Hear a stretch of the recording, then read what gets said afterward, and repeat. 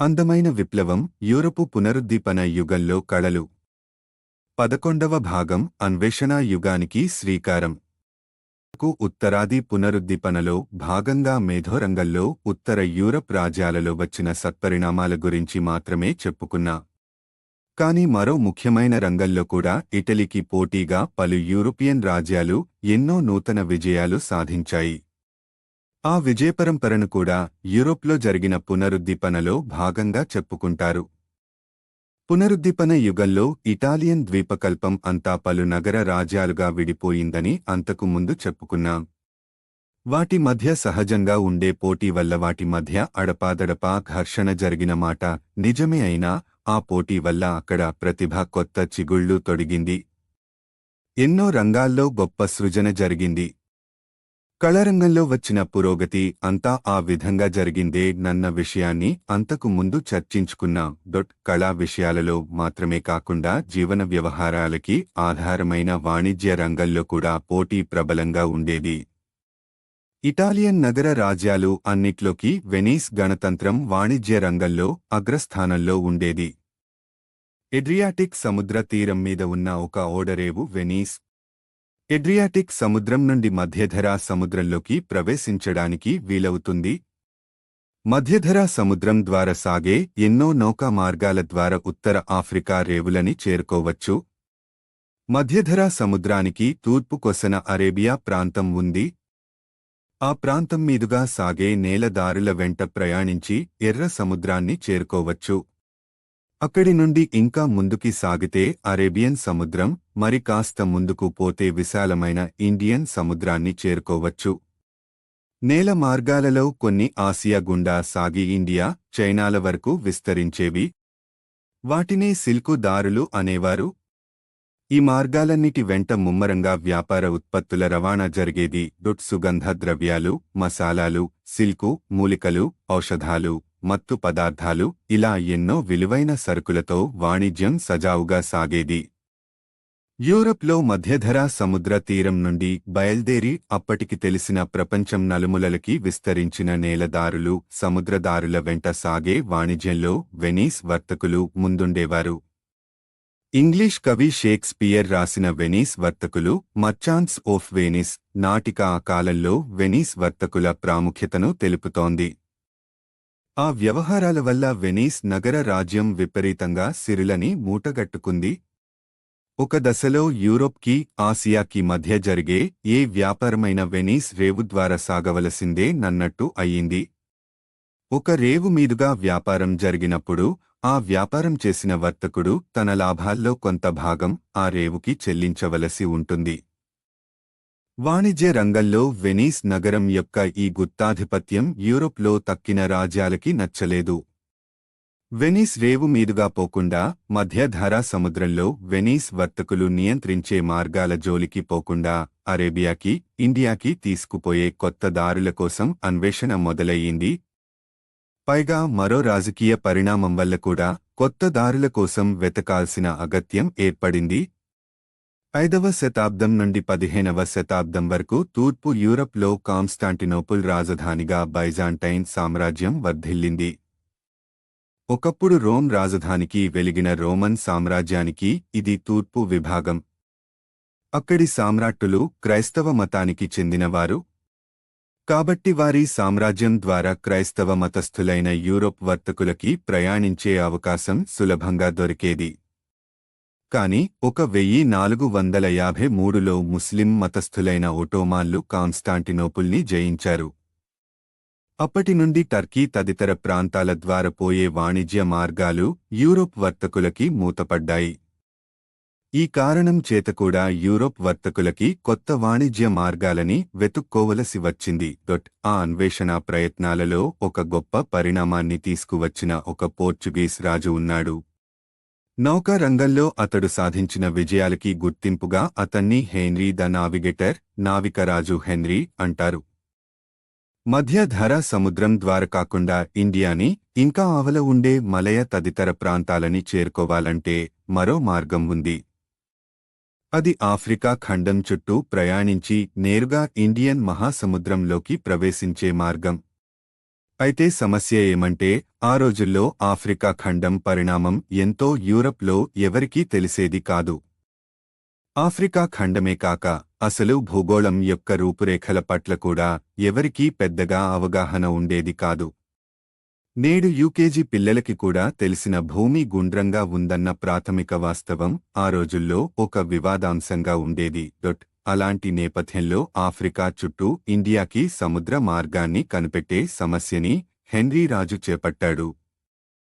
ఆ రోజుల్లో భూమి ఎల్లలు ఎలా ఉంటాయో, ఎంత దూరంలో ఉంటాయో, అసలు ఉంటాయో ఉండవో తెలియని అగమ్య గోచర పరిస్థితి ఉండేది కనుక నావికులు చాలా మటుకు తీరాన్ని అంటిపెట్టుకునే ప్రయాణించేవారు.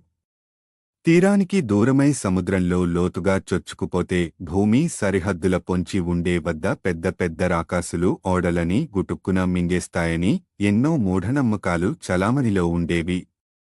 ఆ కారణం చేత చీకటి గదిలో గోడలని తడుముకుంటూ నడిచినట్టు తీరం వెంబడి ఒక్కొక్క రేవులో వరుసగా ఆగుకుంటూ ముందుకు సాగేవారు. ఆ విధంగా వరుసగా మలు నౌకా దళాలని ఆఫ్రికా పశ్చిమ తీరాన్ని శోధించి రమ్మని పంపాడు హెన్రీ రాజు. 1415లో మొదలైన యాత్రలు 1460లో హెన్రీ మరణం తరువాత కూడా కొనసాగాయి. పోర్చుగీస్ నౌకా దళాలు తలపెట్టిన ఈ సాహసయాత్రలు చూసి స్ఫూర్తి పొందిన ఇరుగుపొరుగు యూరోప్ రాజ్యాలు తాము కూడా నావిక సాహసాలకి ఒడిగట్టాయి. ఆ విధంగా యూరోప్ నుండి బయల్దేరిన నౌకాదళాలు ప్రపంచం అంతా కలయెదిరిగి పుడమి యొక్క రూపు రేఖలని క్షుణ్ణంగా తెలుసుకున్నాయి. అలా ఏర్పడ్డ బృహత్ పరిణామానికి అన్వేషణ యుగం, ఏజ్ ఆఫ్ ఎక్స్ప్లోరేషన్ అంటారు. అంత గొప్ప పరిణామానికి శ్రీకారం చుట్టిన వాడిగా హెన్రీ రాజు పేరు చెప్పుకుంటారు. హెన్రీ రాజు పంపిన నౌకా దళాలు క్రమబద్ధంగా ఆఫ్రికా పశ్చిమ తీరాన్ని అన్వేషిస్తూ పోయాయి. ఆ ప్రయత్నంలో మొదటి మెట్టుగా 1441, 1446 నడిమి కాలంలో నునో ట్రిస్టానో అనే నావికుడు ఆఫ్రికా పశ్చిమ వంపున ఉన్న సలోం నదీ ముఖం, ఇది ఆధునిక సెనెగాల్ దేశంలో ఉంది, దాకా పయనించి తిరిగొచ్చాడు. 1444లో మరో నౌకా దళం కేప్ వెర్దే దాకా ప్రయాణించి తిరిగొచ్చింది. హెన్రీ మరణానంతరం కూడా ఆ యాత్రలు కొనసాగాయి. 1473లో పోర్చుగీస్ నౌకాదళాలు భూమధ్య రేఖని దాటగలిగాయి. 1483లో డీగో కావో అనే నావికుడు కాంగో నది ముఖం దాకా ప్రయాణించాడు. ఇక 1487, 1487 ప్రాంతాల్లో బారొలమియో దియాజ్ అనే పోర్చుగీస్ నావికుడు ఆఫ్రికా ఖండం యొక్క దక్షిణ ఖండం దాకా పయనించి చరిత్ర సృష్టించాడు. దియాజ్ తరువాత వాస్కో ద గామా అనే నావికుడు ఆఫ్రికా దక్షిణ కొమ్ము వద్ద ఉన్న కేప్ ఆఫ్ గుడ్ హోప్ నగరాన్ని దాటుకుని అరేబియన్ సముద్రం ద్వారా ఇండియా చేరుకున్నాడు. ఆ విధంగా పోర్చుగీస్ నావికులు ఇండియాకి, ఆసియాకి కొత్త సముద్ర మార్గాలని కనుక్కుని తమ దేశానికి అద్భుత వాణిజ్య అవకాశాలని సాధించారు. పోర్చుగీస్ కనుక్కున్న కొత్త దారుల వెంట పొరుగు రాజ్యమైన స్పెయిన్ కూడా ప్రయాణించి ఆసియాతో వాణిజ్యం కొనసాగించి లాభాలు మూటగట్టుకోవాలనుకుంది. కాని ఇంత శ్రమ పడి కనుగొన్న దారుల వల్ల బయటి వాళ్లని తేరగా లబ్ధి పొందనిచ్చే ఉద్దేశం పోర్చుగీస్కి లేదు. ఆ దారిన పోతే తమకి కప్పం చెల్లించాలని పోర్చుగీస్ వారు పట్టుబట్టారు. పోర్చుగీస్ వారికి కప్పం కట్టుకుంటూ వచ్చే లాభాలని తరుగదీసుకునే పద్ధతి స్పెయిన్కి నచ్చలేదు. కాబట్టి పోర్చుగీస్ వారు కనుక్కున్న మార్గాలు కాకుండా వేరే కొత్త మార్గాన్ని కనుక్కోవడమే మేలని స్పెయిన్ పాలకులు భావించారు. కాని అలాంటి దారులని కనుక్కోవడానికి సమర్థుడైన నావికుడు దొరకాలి. ఆ రోజుల్లో స్పెయిన్ని మహారాజు ఫెర్డినాండ్, మహారాణి ఇసబెల్లాలు జంటగా పాలించేవారు. 1486లో క్రిస్టఫర్ కొలంబస్ అనే ఇటాలియన్ నావికుడు తనకి ఆసియాకి తీసుకుపోగల కొత్త సముద్ర మార్గాలు తెలుసని, తాము ధన సహాయం చేస్తే ఆ దారుల వెంట నౌకా దళాలని తీసుకుపోయి చూపిస్తానని ముందుకొచ్చాడు. అంతకు ముందు ఏసియాకి మార్గం కోసం వెతికిన నావికుల కన్నా చాలా భిన్నంగా ఆలోచించాడు కొలంబస్. తూర్పు దిశగా ఆసియాకి గొనిపోయే పాతదారులు ఎప్పుడో మూసుకుపోయాయి. ఇప్పుడు పోర్చుగీస్ నావికులు కొత్తగా ముందు దక్షిణంగా పోయి తరువాత తూర్పు దిశగా తిరిగి ఇండియా చేరుకునే మార్గాన్ని కనిపెట్టారు. కాని అసలు తూర్పు వైపుగా పోయే మార్గాలని పూర్తిగా పక్కనబెట్టి పశ్చిమంగా బయల్దేరితే భూమి గుండ్రంగా ఉంది గనుక పశ్చిమంగా ప్రయాణించినా ఎప్పటికో అప్పటికి ఆసియా చేరుకోవాల్సిందే. ఇది కొలంబస్ ఆలోచన. పునరుద్దీపన యుగంలో కేవలం కళ, మేధో రంగాలలోనే కాక భౌగోళిక, నావిక రంగాలలో కూడా ఆలోచన కొత్త పుంతలు తొక్కింది అనడానికి ఇది చక్కని తార్కాణం. ఫెర్డినాండ్, ఇసబెల్లాల ధనసహాయంతో కొలంబస్ అట్లాంటిక్ మహాసముద్రం మీదుగా 4 నౌకాయాత్రలు తలపెట్టాడు. ఆ యాత్రల అంతంలో తాను కనుక్కున్నవి ఆసియా ప్రాంతాలైన ఇండియా, చైనాలు అనే పొరబడ్డాడు. కాని నిజానికి అతడు కనుగొన్నవి అంతవరకు యూరోప్లో ఎవరికీ తెలియని అమెరికా ఖండాలు అని అతడికి తెలియదు. జీవితాంతం ఆ భ్రమ కొలంబస్ని వదిలిపెట్టలేదు. కొలంబస్ కనుగొన్నది ఆసియా కాదని తెలిసిపోయాక మళ్లీ ఆసియాకి తీసుకుపోయే కొత్త సముద్రదారుల అన్వేషణ కొనసాగింది. ఈసారి ఆ ప్రయత్నం చేసినది కూడా ఒక పోర్చుగీస్ నావికుడే. అతడి పేరు ఫెర్డినాండ్ మాజెలాన్. మాజెలాన్ ఆలోచన ఇలా సాగింది. సూటిగా పశ్చిమంగా సాగిన కొలంబస్కి ఏవో కొత్త భూములు ఎదురుపడ్డాయి. ఆ ప్రాంతాలు ఆసియా కాకపోతే ఆసియా వాటి వెనుక ఉండి ఉండాలి. కాబట్టి సూటిగా పశ్చిమంగా ప్రయాణించకుండా ముందు దక్షిణంగా సాగి అడ్డుగా ఉన్న కొత్త ఖండాల చుట్టూ ప్రయాణించి వాటి వెనుక ఉన్న ఆసియా ఖండాన్ని చేరుకోవాలి. అయితే కొలంబస్ కనుక్కున్న కొత్త భూములు విశాలమైన ఖండాలని, వాటి వెనుక పసిఫిక్ మహాసముద్రం అని పిలువబడే మరో అజ్ఞాత మహాసముద్రం ఉందని, దానికి ఆవలే ఆసియా ఉందని అతడికి తెలియదు. అయినా ధైర్యం చేసి 1719లో 3 నౌకల మీద ఒక మహాయాత్ర తలపెట్టాడు ఫెర్డినాండ్ మాజెలాన్. ఎన్నో భయంకరమైన ప్రమాదాలకి తట్టుకుని ఆ నౌకా దళం భూమి మొత్తం ప్రదక్షిణ చేసి ఇండియా, మలయ తదితర ఆసియా ప్రాంతాలని కనుగొని 3 ఏళ్ల సుదీర్ఘ యాత్ర తరువాత తిరిగి పోర్చుగీస్ని చేరుకున్నాయి. అయితే సుమారు 270 మందితో బయల్దేరిన నౌకా సిబ్బందిలో తిరిగి ఇంటికి చేరేసరికి 18 మందే మిగిలారు. అలా ప్రాణాలు పోగొట్టుకున్న వారిలో దురదృష్టవశాత్తు తమ నాయకుడు మాజెలాన్ కూడా ఉన్నాడు. భూమి చుట్టూ ప్రదక్షిణ చేసిన మొట్టమొదటి నావిక బృందంగా మాజెలాన్ నౌకాదళం చరిత్రకెక్కింది. బ్రిటిష్ అన్వేషణ ప్రయత్నాలు 16వ శతాబ్దపు నడిమి కాలం వరకు కూడా అన్వేషణ ప్రస్థానంలో స్పెయిన్, పోర్చుగీస్ దేశాలే ముందున్నాయి. 15వ శతాబ్దంలో కొందరు సాహసులైన బ్రిటిష్ నావికులు కొత్త సముద్ర మార్గాల అన్వేషణ మీద బయల్దేరినా ఆ ప్రయత్నాలు బ్రిటిష్ ప్రభుత్వాన్ని ఆకట్టుకోలేదు. 1497లో అంటే కొలంబస్ అమెరికాని కనుక్కున్న 5 ఏళ్ల తరువాత జాన్ కేబట్ అనే బ్రిటిష్ నావికుడు ఇండియా, చైనాలని చేరుకోవడానికి ఓ కొత్త మార్గం ఆలోచించాడు. ఒక విధంగా చెప్పాలంటే ఇతడి ఆలోచన కొలంబస్ ఆలోచన కన్నా అద్భుతంగా ఉంది. నేరుగా పశ్చిమంగా ప్రయాణిస్తే చైనా ఎదురవుతుందన్న కొలంబస్ వాదన తప్పని అప్పటికే చాలామందికి అర్థమయ్యింది. కొలంబస్ కనుక్కున్నది చైనా కాదని, అదేదో కొత్త భూమి అని కూడా ఎంతో నావికులు అభిప్రాయపడ్డారు. ఆ కొత్త భూమికి ఆవల ఎక్కడో చైనా ఉండి ఉండాలని వారికి అనిపించింది. అలాంటి వారిలో జాన్ కేబట్ ఒకడు. మరి అమెరికా ఖండాన్ని దాటడం ఎలా? అందుకు సమాధానంగా కేబట్ ఓ అద్భుతమైన ఉపాయాన్ని ఆలోచించాడు. భూమి గుండ్రంగా ఉంటుంది కనుక ధ్రువాలకి దగ్గర అవుతున్న కొలది దూరాలు తక్కువ అవుతుంటాయి. కాబట్టి అమెరికా ఖండాలని దాటాలంటే భూమధ్య రేఖకి దగ్గరగా కాకుండా ధ్రువాల వద్ద ప్రయత్నిస్తే మరింత సులభం అవుతుందని అతడి ఆలోచన. ఇంగ్లండ్ ఉత్తర గోళార్ధంలో ఉంది కనుక ఆ కొత్త మార్గాన్ని ఉత్తర ధ్రువ పరిసరాలలో అన్వేషించాలి. అంటే ముందు ఉత్తరంగా బయల్దేరి ఉత్తర ధ్రువాన్ని చేరుకుని అక్కడి నుండి పశ్చిమంగా తిరిగి ఉత్తర అమెరికా ఖండాన్ని, అంటే దానికి ఉత్తరంగా ఉండే ఆర్క్టిక్ సముద్రాన్ని దాటి ఆవలనున్న పసిఫిక్ మహాసముద్రంలోకి ప్రవేశించవచ్చు. అలాంటి మార్గాన్ని ఉత్తర పశ్చిమ పథం, నార్త్వెస్ట్ పాసేజ్ అంటారు. ఆలోచన బాగానే ఉన్నా ఆ మార్గం అత్యంత విపత్కరమైన మార్గం. ఎముకలు కొరికే చలిలో సముద్ర జలాలు కఠిన హిమశిలగా మారిన ప్రాంతాల ద్వారా ఓడలు పోనివ్వడం సామాన్య విషయం కాదు.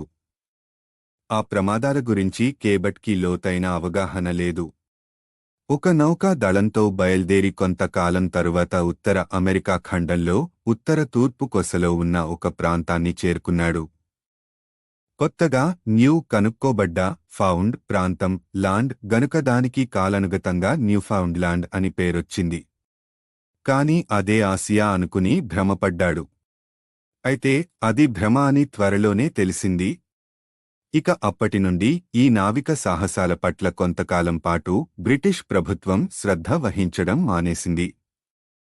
16వ శతాబ్దంలో ఫ్రాన్సిస్ డ్రేక్ అనే మరో బ్రిటిష్ నావికుడు తన నౌకాదళంతో లోగడ మాజెలాన్ నౌకాదళం సాధించినట్టుగానే సంపూర్ణ భూ ప్రదక్షిణ 1577 నుంచి 1580 వరకు చేసి తిరిగొచ్చాడు.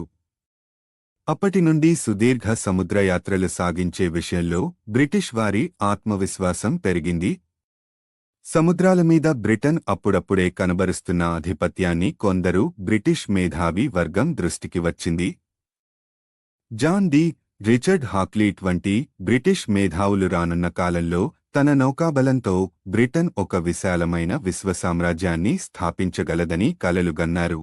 బ్రిటన్ పంపిన నౌకాదళాల లక్ష్యం కేవలం భూమి యొక్క రూపురేఖలు కనుక్కోవలనే వైజ్ఞానిక ఉత్సుకత కాదు. కొత్త భూములు ఎదురైతే వాటిని ఆక్రమించి క్రమంగా బ్రిటిష్ సామ్రాజ్యాన్ని విస్తరింపజేసుకోవచ్చు. లేదా స్థానిక ప్రకృతి వనరులని కొల్లగొట్టి బ్రిటిష్ ఖజానాని నింపొచ్చు. అది కుదరకపోతే స్థానికులతో బేరసారాలాడి వాణిజ్య లాభాలు పొందొచ్చు. అయితే 17వ శతాబ్దపు చివర్లోనూ 18వ శతాబ్దలు తొలి దశలలోనూ కేవలం వైజ్ఞానిక దృక్పథంతో నౌకాయాత్రలు జరిపిన ఒక బ్రిటిష్ నావికుడు ఉన్నాడు. అతడి పేరు విలియం డాంపియర్. ఎన్నో సుదీర్ఘ సముద్రయాత్రలు చేసి వచ్చిన అతడు ఇలా రాసుకున్నాడు: ఎంత ఎక్కువ దూరం ప్రయాణిస్తే అంత ఎక్కువ జ్ఞానం, అనుభవం నా సొంతమయ్యింది. ఈ యాత్రలు అసలు లక్ష్యం ఇదేనని ఇప్పుడు నాకు పూర్తిగా నమ్మకం కుదిరింది.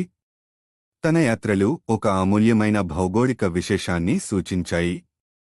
దక్షిణ గోళార్ధంలో, ప్రత్యేకించి దక్షిణ పసిఫిక్ మహాసముద్రంలో అంతవరకు తెలియని ఓ విశాలమైన ఖండం ఒకటి ఉన్నట్టు అతడికి చూచాయగా తెలిసింది. మరింత విస్తృతమైన అన్వేషణయాత్రలు చేస్తే ఆ ఖండం యొక్క రూపురేఖలు పట్టుచిక్కుతాయని అతడికి అనిపించింది.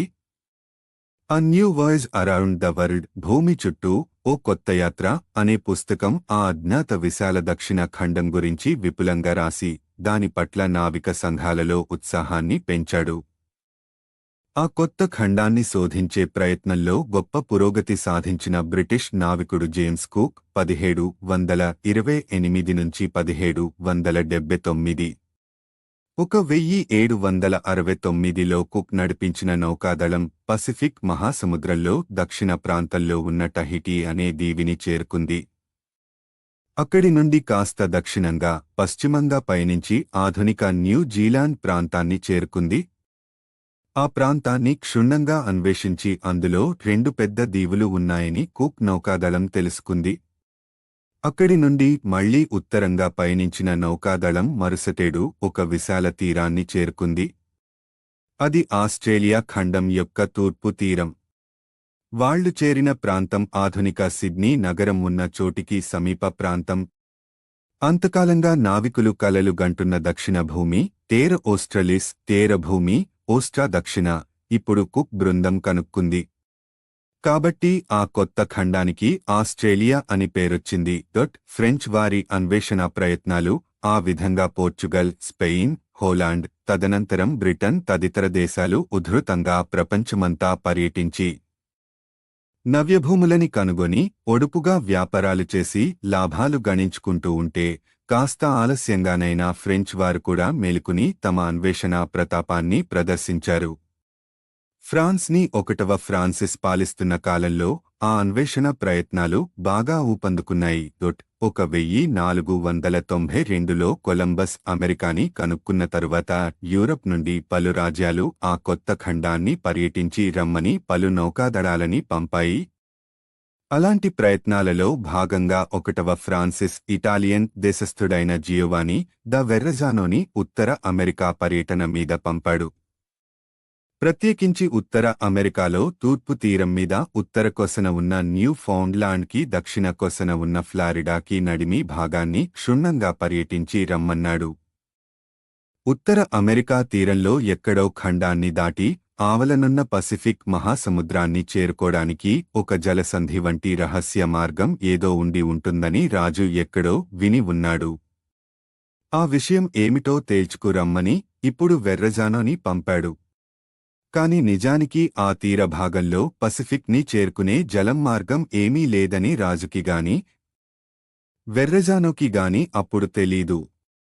ఆ దరిదాపుల్లో పసిఫిక్ మహాసముద్రాన్ని చేరుకోడానికి జలమార్గం అంటే అది ఉత్తర దక్షిణ అమెరికా ఖండాల మధ్య ఉన్న పనామా కలువే.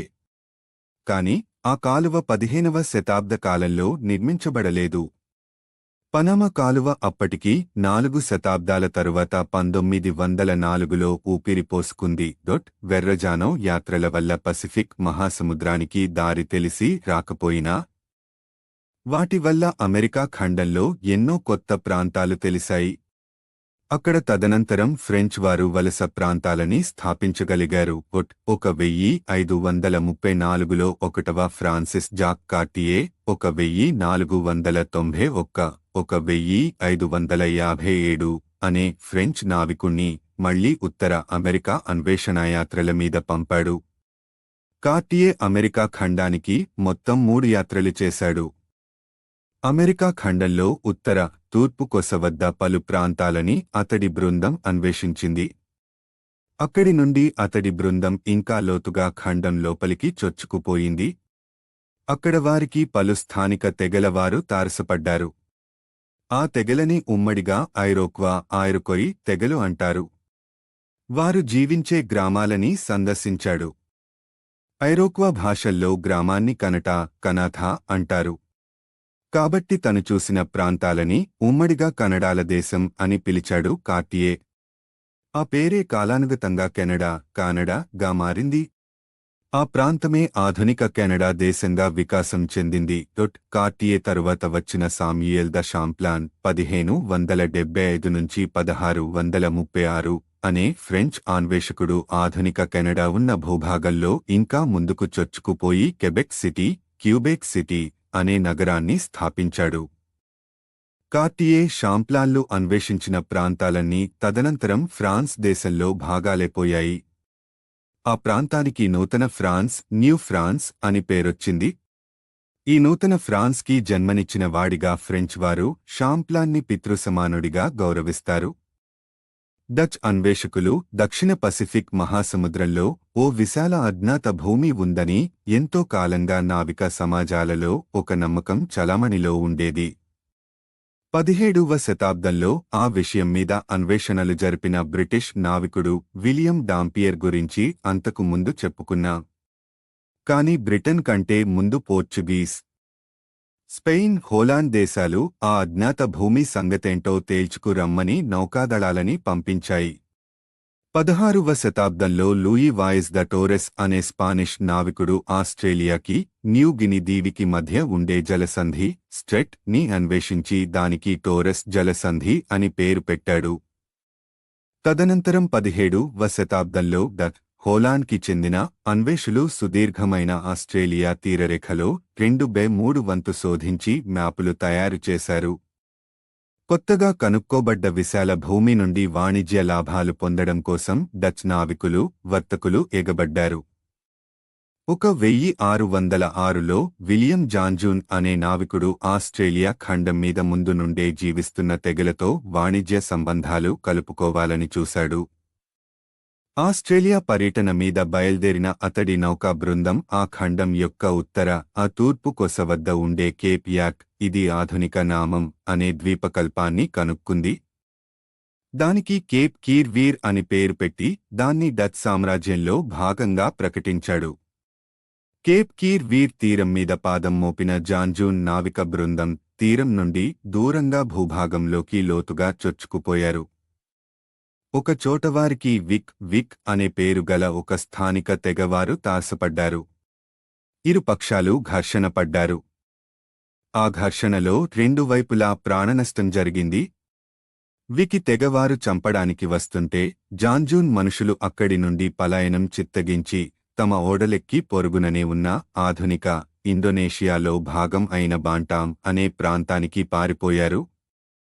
1636లో ఆంటోనీ వాన్ డీమెన్ అనే నావిక కెప్టెన్ ఆస్ట్రేలియాలో ఉత్తర తీరాన్ని, ఉత్తర పశ్చిమ తీరాన్ని మరింత క్షుణ్ణంగా అన్వేషించి రమ్మని పలు నౌకా దళాలని పంపాడు.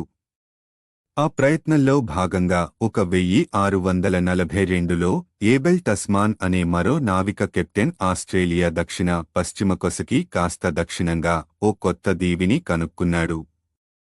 దానికి తనని పంపిన కెప్టెన్ గౌరవార్థం వాన్ డీమెన్ దీవి అని పేరు పెట్టాడు. దానికే తదనంతరం టాస్మానియా అని పేరొచ్చింది. ఏబెల్ టస్మాన్ తరువాత ఆస్ట్రేలియా ఖండానికి న్యూ హోలాండ్ నూతన హోలాండ్ అని పేరు పెట్టాడు. సామ్రాజ్యాల యుగం ఆ విధంగా 15వ శతాబ్దంలో వాణిజ్యావకాశాల కోసం యూరోప్కి చెందిన నావికులు, వర్తకులు ప్రపంచం నలుమూలలకి ఎన్నో సాహసోపేతమైన యాత్రలు చేశారు. వారి యాత్రల వల్ల ప్రపంచ పటాల రూపురేఖలు గణనీయంగా మారాయి. యూరోప్కి చెందిన ప్రజలకి 4 కొత్త ఖండాల ఉత్తర దక్షిణ అమెరికాలు, ఆస్ట్రేలియా, అంటార్కిటికా ఉనికి తెలిసొచ్చింది. ముందే తెలిసిన ఆఫ్రికా ఖండం వారు లోగడ ఊహించిన దానికన్నా ఎంత పెద్దదో అవగతమయింది. ఆ యాత్రల వల్ల ఆ యాత్రలలో పాల్గొన్న నావికులు కోరుకున్నట్టే భౌగోళిక పరిజ్ఞానం అపారంగా పెరిగింది. ఆ యాత్రలలో పాల్గొన్న వర్తకులు కోరుకున్నట్టే విశేషమైన వాణిజ్యావకాశాలు దొరికి అపారమైన పెన్నిధిని మూటగట్టుకోడానికి వీలయ్యింది. ఆ యాత్రల వల్ల లాభాలు అక్కడితో ఆగిపోలేదు. ఆ యాత్రలకి ఆనతిచ్చిన రాజులు ఆ యాత్రలలో ఆవిష్కరించబడ్డ కొత్త భూములని తమ రాజ్యాలలో కలుపుకుని ఆ విధంగా విశాల సామ్రాజ్యాలని స్థాపించారు. విశాల ప్రపంచం అంతా 4-5 యూరోప్ రాజ్యాల గుప్పెట్లోకి వచ్చింది. కేవలం కొన్ని శతాబ్దాల క్రితం వాటి ఉనికి కూడా తెలియని అపరిచిత ప్రాంతాలని ఆ యూరోప్ రాజులు పరాయి జాతులని మచ్చిక చేసి, మభ్యపట్టి, అవసరమైతే బలప్రయోగం చేసి లొంగదీసుకున్నారు. విశాల ప్రపంచం మీద ఏకఛత్రాధిపత్యం చేయడం తమ జన్మహక్కని ఆ రాజులు భావించారు. తాము కనుక్కున్న ప్రాంతాల ప్రజల కన్నా తాము సాంస్కృతికంగా ఉన్నతులం కనుకనే వారిని లొంగదీసుకుని వారిమీద హుకుం చేసే అధికారం వారికి ఉందని నమ్మారు. అక్కడితో ఆగక ఆ అధికారం వారికి దైవదత్తమైన హక్కని విశ్వసించారు. ఈ కొత్త సమాజాలని సాంస్కృతికంగా ఉద్ధరించడం తమ బాధ్యత అనుకున్నారు. కాబట్టి అంతో ఇంతో బలవంతం చేసైనా తెల్లవారు తలపెట్టిన ఈ విశాల విశ్వసామ్రాజ్య స్థాపనం ఎంతో అవసరం అని, దానివల్ల నిమ్న జాతులవారు కొత్త ఎత్తుకు ఎదగగలుగుతారని వాదించిన మేధావులు ఉన్నారు. ఈ భావననే రడ్యార్డ్ కిప్లింగ్ అనే ఇంగ్లీష్ కవి ద వైట్ మాంజ్ బర్డేన్ తెల్లవాడి బాధ్యత అనే కవితలో వ్యక్తం చేస్తాడు. బ్రిటిష్ సామ్రాజ్యం కాస్త ఆలస్యంగా బరిలోకి దిగిన సామ్రాజ్య విస్తరణ కార్యక్రమంలో బ్రిటిష్ వారు తక్కిన యూరోప్ రాజ్యాల కన్నా ముందున్నారు. ఉత్తర అమెరికాలో ఆధునిక కెనడా ఉన్న ప్రాంతం, ఆఫ్రికా ఖండంలో ఇంచుమించు సగమైన తూర్పు భాగం, గల్ఫ్లో కొన్ని ప్రాంతాలు, ఇండియా, పాకిస్తాన్, బంగ్లాదేశ్, శ్రీలంక, ఆస్ట్రేలియా ఖండం మొత్తం, న్యూజిలాండ్, టస్మానియా, ఇండోనేషియాలో కొన్ని ప్రాంతాలు ఇవన్నీ బ్రిటిష్ సామ్రాజ్యంలో భాగాలయ్యాయి. ఇంచుమించు భూతలం అంతా విస్తరించిన ఆ సామ్రాజ్యం విస్తీర్ణతలో మొత్తం చరిత్రలో అతి పెద్ద సామ్రాజ్యం అనిపించుకుంది. బ్రిటిష్ సామ్రాజ్యం ఎంత విశాలమైనదంటే రోజులో ఏ ఘడియలో అయినా ఆ సామ్రాజ్యంలో ఎక్కడో అక్కడ ఎండ కాస్తూ ఉంటుంది. అందుకే దానికి రవి అస్తమించని బ్రిటిష్ సామ్రాజ్యం అని పేరొచ్చింది. స్పానిష్ జైత్రయాత్రలలో పాల్గొన్న సేనానులని కోన్క్విస్టేడోర్ అంటారు. అంటే విజయుడు అని అర్థం. సముద్రయాత్రలు చేసి సుదూర ప్రాంతాలని అన్వేషించి కొత్త ప్రాంతాలని ఆక్రమించి తమ రాజుకు సమర్పించుకోవడం వీరి లక్ష్యం. ఒక విశాల అపరిచిత భూమి ఎక్కడో తమ కోసం వేచి ఉంది. దాన్ని చేతనైనంత మేరకు కొల్లగొట్టి ఆ సిరులని మూటగట్టుకుని తమతో స్పెయిన్కి తీసుకుపోవాలి. ఇది ఆ విజయుల మనోభావం. దైవానికి రాజుకి సేవ చెయ్యాలని, అలాగే ఆస్తిపరులం కావాలని వచ్చాం అంటాడు. ఆ జైత్రత్రలలో పాల్గొన్న ఒక సిపాయి. కొలంబస్ చేసిన మొత్తం 4 సముద్రయాత్రలలో 2వ యాత్రలోనే ఒక యువాన్ పామ్స్ ద లియోన్ అనే విజయుడు కూడా పాల్గొన్నాడు. కొలంబస్ మొదట కనుక్కున్నది కెరీబియన్ దీవులని. ఆ దీవులలో ఒకటైన పోర్టో రికో దీవి మీద ఫ్రాన్స్ వలస ప్రాంతాన్ని స్థాపించి యువాన్ లియోన్ దానికి గవర్నరు అయ్యాడు. ఆ తరువాత స్పానిష్ నావికులు ఉత్తర అమెరికా ఖండంలోకి ప్రవేశించి అక్కడ దక్షిణ, తూర్పు ప్రాంతాలని పర్యటించారు. ఆ ప్రయత్నంలో యువాన్ లియాన్కి ఓ కొత్త ద్వీపకల్పం కనిపించింది. దానికి అతడు ఫ్లారిడా అని పేరు పెట్టాడు. ఉత్తర అమెరికా ఖండంలో ఫ్లారిడా నుండి ఇంకా పశ్చిమంగా పయనించి కాలిఫోర్నియా వరకు కూడా స్పానిష్ వారు భూములని ఆక్రమించుకున్నారు. అలాగే నెమ్మదిగా మధ్య అమెరికా మీదకి, ఆవల దక్షిణ అమెరికా మీదకి తమ దృష్టి సారించారు. మధ్య, దక్షిణ అమెరికాలలో తమకి కనీవిని ఎరుగని కొన్ని విశాలమైన సామ్రాజ్యాలు తారసపడ్డాయి. ఉత్తర అమెరికా ఖండంలో అంతకు ముందే మానవ ఆవాసాలు ఉన్న వాళ్లు పెద్దగా నాగరిక జీవనం తెలియన్ ఆటవిక తెగలు. కాని ఈ కొత్త సామ్రాజ్యాల తీరు వేరు. మధ్య అమెరికాలో స్పానిష్ వారికి ఎదురైన సామ్రాజ్యం మాయా సామ్రాజ్యం. మాయన్ జాతి అధునాతనమైన నాగరికత గల జాతి. వారి నగరాలలో గణనీయమైన జనాభా సాంద్రత ఉండేది. ఆకాశాన్నంటే బృహత్తరమైన ఆలయాలు ఉండేవి. ఉన్నతమైన సాహిత్యం ఉండేది. దాన్ని వ్యక్తం చేయడానికి సొగసైన లిపి ఉండేది. అధునాతన గణిత పరిజ్ఞానం ఉండేది. దాని సహాయంతో నిర్దిష్టమైన కాలనిర్ణయం చెయ్యగలిగేవారు. కాలెండర్లు రూపొందించగలిగేవారు. కాని కొన్ని అంతుబట్టని కారణాల వల్ల మాయన్ నాగరికత ఆత్మనాశనం అయిపోయింది. ఆధునిక యూరోపియన్లు అమెరికా ఖండం మీద పాదం మోపకముందే ఆ నాగరికత తుడిచిపెట్టుకుపోయింది. కాని మాయన్ల స్థానంలో ఉత్తర అమెరికాలో మరొక విశాల సామ్రాజ్యం ఊపిరిపోసుకుంది. ఆధునిక మెక్సికో ఉన్న ప్రాంతంలో ఉండే అజ్టెక్లు అనబడే తెగలవారు మధ్య అమెరికాలోనికి ప్రవేశించి అక్కడ ఓ కొత్త సామ్రాజ్యాన్ని స్థాపించారు. యూరోపియన్లు రాకముందు అమెరికా ఖండాలలో అదే అతిపెద్ద సామ్రాజ్యం. ఈ అద్భుత సామ్రాజ్యానికి రాజధాని నగరం పేరు టెనోక్టిట్లాన్. నేటి మెక్సికో రాజధాని అయిన మెక్సికో సిటీ ఉన్న చోటే టెనోక్టిట్లాన్ నగరం ఉండేది. అది క్రీశ 1325లో స్థాపించబడింది. చిత్తడి నేలమీద ప్రత్యేక సాంకేతి పద్ధతులతో పొడి నేల దీవుల వంటివి నిర్మించి వాడిమీద ఈ నగరాన్ని నిర్మించారు అజ్టెక్ ఇంజనీర్లు. నగర కేంద్రంలో టెంప్లో మేయర్ అనే పిరమిడ్ ఆకారాన్ని పోలిన ఒక ఆలయం ఉండేది. దాని శిథిలాలు మెక్సికో సిటీలో ఇప్పటికీ కనిపిస్తాయి. అజ్టెక్ సామ్రాజ్యం మీద స్పానిష్ సేనలు ధ్వజం ఎత్తాయి. ఆ దండయాత్రకి నేతృత్వం వహించిన విజయుడి పేరు హెర్నాన్ కోర్టెజ్. అజ్టెక్ల రాజధాని నగరంలోకి అడుగుపెట్టిన స్పానిష్ సైనికులు వాళ్ల కళ్లని వాళ్లు నమ్మలేకపోయారు. ఆ ఊరిలో సుమారు 70,000 భవనాలు ఉన్నాయి. అందులో సుమారు 2 నుండి 2.5 లక్షల మంది జీవిస్తున్నారు. కార్టెజ్ సైనికులలో ఒకడైన బెర్నాల్ డియాస్ డెల్ కాస్టిలో అనేవాడు తాము చూసిన దృశ్యాలని తలుచుకుంటూ ఇలా అంటాడు: నీటి మీద తేలుతున్నట్టుగా ఉండే ఎన్నో నగరాలని, గ్రామాలని చూశాం. పొడి నేల మీద కూడా ఎన్నో ఊళ్ళు చూశాం. ఆ దృశ్యాలన్నీ చూసి సంభ్రమాశ్చర్యాలలో మునిగిపోయాం. మా సైనికులలో కొందరు అవన్నీ చూసి ఇదంతా కల కాదు కదా అని అడిగారు. నాకు ఎలా వర్ణించాలో తెలియడం లేదు. ఇలాంటివి ఉంటాయని ఎక్కడా వినలేదు, కనలేదు, కరగనలేదు కూడా. అజ్టెక్ సామ్రాజ్యాన్ని పడగొట్టడానికి కోర్టెజ్ వ్యూహరచన చేశాడు. అజ్టెక్ ప్రభుత్వపు అధికారం అప్పటికే బీటలు వారి ఉందని కోర్టెజ్ త్వరలోనే గుర్తించాడు. అజ్టెక్ సామ్రాజ్యం నిజానికి పలు చిన్న చిన్న నగర రాజ్యాల కూటమి. వాటిలో ఎన్నో నగర రాజ్యాలు అధికారంలో ఉన్న అజ్టెక్ల పట్ల వ్యతిరేకత కలిగి ఉన్నాయి. అలా ప్రభుత్వానికి వ్యతిరేకంగా ఉన్న వారందరినీ గుర్తించి తన వైపుకి తిప్పుకున్నాడు కోర్టెజ్. ముందు చిన్న చిన్న ఊళ్లని ఆక్రమించి చివరికి రాజధాని నగరం అయిన టెనోక్టిట్లాన్ మీద ముట్టడి మొదలెట్టారు. ముందుగా సామ్రాట్టు అయిన మాంటెజుమాని చెరపట్టి తీసుకుపోయారు. అతడి ద్వారా అజ్టెజ్ల బంగారం, వెండి నిలువల రహస్యాలు రాబట్టి ఆ సంపదం అంతా దోచుకున్నారు.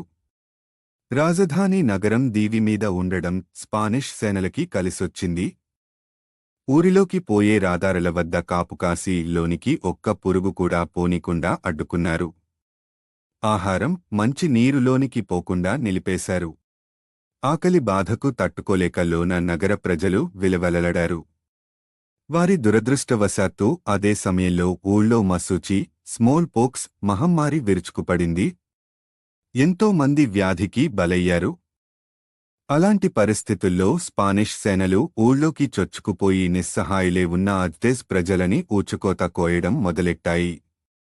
15,000 మంది అజ్టెక్ ప్రజలు ప్రాణాలు పోగొట్టుకున్నారు. మొత్తం మీద 2 ఏళ్లపాటు సాగిన స్పానిష్ జైత్రయాత్రలో అజ్టెక్ సామ్రాజ్యంలో 10 లక్షల మందికి పైగా ప్రాణాలు వదిలారు. ఒక చారిత్రక నాగరికత నిలమట్టమయ్యింది. అజ్టెజ్ సామ్రాజ్య పతనం తరువాత స్పానిష్ సైన్యం ఇంకా దక్షిణంగా దక్షిణ అమెరికా ఖండంలోకి చొచ్చుకుపోయింది. ఆ కాలంలో దక్షిణ అమెరికాలో ఇంకా అనబడే జాతికి చెందిన ఒక విశాల సామ్రాజ్యం విలసిల్లి ఉండేది. దక్షిణ అమెరికాలో పశ్చిమ తీరం వెంబడి సుమారు 9,000 కిమీల పొడవున ఆండీస్ పర్వత శ్రేణి విస్తరించి ఉంటుంది. ఆ పర్వత శ్రేణి పరిసర ప్రాంతాలలో ఇంకా సామ్రాజ్యం విస్తరించి ఉంది. వారి రాజధాని నగరం పేరు కజ్కో. స్పానిష్ సేనలు 1525లో ఇంకాల మీద దాడి చేశాయి. ఈసారి కూడా స్పానిష్ సేనల రాకకు ముందే మాసుచి మహమ్మారి ఇంకా ప్రజలని పొట్టన పెట్టుకోవడం మొదలెట్టింది. ఆ విధ్వంసంలో ఇంకా సామ్రాట్టు హువానా కపాప్ మొదలుకొని ఎందరో రాజవంశీయులు నేలకి ఒరిగారు. లోగడ అజ్టెక్ దాడిలో కోర్టెస్ చేసినట్టే ఈసారి ఫ్రాన్సిస్కో పిజారో అనే సేనాని తన సైన్యంతో రాజధాని నగరం అయిన కుజ్కో మీద దాడి చేసి నగరాన్ని సమూల నాశనం చేశాడు. సువిస్తారమైన ఇంకా సామ్రాజ్యం మట్టిలో కలిసిపోయింది. ఉత్తర దక్షిణ అమెరికాలలో స్పానిష్ సామ్రాజ్య విస్తరణ చరిత్ర అంతా రక్తాక్షరాలతో రాయబడిందనే చెప్పాలి. ఆ 2 ఖండాలలో స్పానిష్ సామ్రాజ్యంలోకి చేరిన ప్రాంతాలని కింది పటంలో చూడొచ్చు. ఉత్తర అమెరికాలో అమెరికా దేశంలోని కాలిఫోర్నియా, టెక్సాస్ మొదలగు దక్షిణాది రాష్ట్రాలు. మెక్సికో, వెస్ట్ ఇండీస్, దక్షిణ అమెరికాలో Colombia, Venezuela, Ecuador, Peru, Bolivia, Chile, అర్జెంటీనాలో కొంత భాగం స్పానిష్ సామ్రాజ్యంలో విలీనమైపోయాయి. పోర్చుగీస్ అధినివేశ సామ్రాజ్యం ఆఫ్రికా పశ్చిమ తీరపు శోధనతో పోర్చుగీస్ అన్వేషణ ప్రస్థానం మొదలయ్యిందని అంతకు ముందు చెప్పుకున్నాం. 1488లో బార్తొలోమియో డియాజ్ ఆఫ్రికా దక్షిణ కొసను చేరుకున్నాడు. 10 ఏళ్ల తరువాత 1498లో వాస్కో ద గామా ఇండియాకి దారి కనుక్కున్నాడు. ఇండియాలో పోర్చుగీస్ వారు గోవా రాజధానిగా పశ్చిమ తీరం వద్ద డియు, దామన్ తదితర ప్రాంతాలతో కూడుకున్న వలస ప్రాంతాన్ని ఏర్పరచుకున్నారు. వాస్కో ద గామా ఇండియాని కనుక్కున్న 2 ఏళ్లకే అంటే 1500లో పెడ్రో ఆల్వారెజ్ కబ్రాల్ అనే మరో పోర్చుగీస్ నావికుడు అనుకోకుండా దక్షిణ అమెరికా బ్రెజిల్ ప్రాంతాన్ని కనుక్కున్నాడు. 1571 కల్లా పోర్చుగీస్ ప్రభావం ప్రపంచవ్యాప్తంగా విస్తరించింది. ఆఫ్రికా తీరం మీదనే కాక గల్ఫ్, ఇండియా, దక్షిణ తూర్పు ఆసియా, జపాన్లో నాగసాకి వరకు కూడా నావిక స్థావరాలని ఏర్పాటు చేసుకుంది పోర్చుగల్. అయితే ఈ ప్రాంతాలు అన్నిట్లో కూడా తక్కిన యూరోప్ సామ్రాజ్యాలతో పోటీ ఉండడం వల్ల అంత విశాలమైన సామ్రాజ్యాన్ని సుస్థిరంగా నిలుపుకోలేకపోయింది. క్రమంగా ఒకప్పుడు హస్తగతమైన పోర్చుగీస్ స్థావరాలలో చాలా మటుకు పట్టుజారిపోయాయి. వివిధ ఖండాలలో నెలకొన్న పోర్చుగీస్ స్థావరాలు అన్నిట్లోకి విశాలమైన దక్షిణ అమెరికాలోని బ్రెజిల్, ఆఫ్రికాలో ఘానా, కేప్ వెర్దే, సావో టోమే మరియు ప్రిన్సిప్ అనే ద్వీపదేశం పోర్చుగీస్ హయాంలో ఉండేవి. ఫ్రెంచ్ అధినివేశ సామ్రాజ్యం పోర్చుగీస్, స్పానిష్ వారితో పోల్చితే అన్వేషణ కార్యక్రమాల్లో కాస్త ఆలస్యంగా ప్రవేశించిన 15వ శతాబ్దంలో ఫ్రెంచ్ అన్వేషులు చేసిన ప్రయత్నాల గురించి లోగడ చెప్పుకున్నా.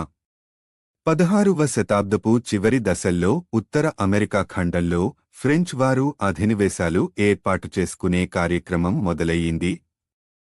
17వ శతాబ్దంలో ఆధునిక కెనడా, అమెరికా దేశాలలో తూర్పు వైపున ఉన్న సగభాగం ఫ్రెంచ్ అధినివేశ సామ్రాజ్యంలో విలీనం అయ్యింది. ఫ్రెంచ్ అధినివేశ సామ్రాజ్యం గురించి చెప్పుకునేటప్పుడు దాని పరిణామం దృష్ట్యా రెండు దశలుగా ఉన్నట్టు చెప్పుకుంటారు. 16వ శతాబ్దంలో మొదలై 1814 వరకు ఏర్పడ్డ సామ్రాజ్యాన్ని మొదటి ఫ్రెంచ్ సామ్రాజ్యంగా చెప్పుకుంటారు. దక్షిణ భారతంలో పాండిచేరి, ఆంధ్ర, ఒరిస్సా, పశ్చిమ బెంగాల్, మహారాష్ట్రలో కొంత భాగం, ఇలా ఇండియాలో విశాల భూభాగం మొదటి ఫ్రెంచ్ సామ్రాజ్యంలో విలీనమై ఉండేది. ఆ తరువాత ఇంకా విస్తరించి 20వ శతాబ్దంలో 1920 కల్లా మహర్దశకి చేరుకున్న దాన్ని రెండవ ఫ్రెంచ్ సామ్రాజ్యంగా చెప్పుకుంటారు. ఈ రెండవ ఫ్రెంచ్ సామ్రాజ్యంలో ఆఫ్రికా ఖండంలో పశ్చిమాన కొమ్ము ఆకారంలో ఉండే విశాలమైన భూభాగం అంతా విలీనమై ఉండేది. 1920లో ఫ్రెంచ్ సామ్రాజ్యం గరిష్ఠ విస్తీర్ణత 11.5 మిలియన్ చదరపు కిమీలు అంటే ఇండియా విస్తీర్ణతకి 3.5 రెట్లు కలిగి ఉన్న దశలో అది చరిత్రలో అతి పెద్ద సామ్రాజ్యాలలో ఒకటిగా పేరొందింది.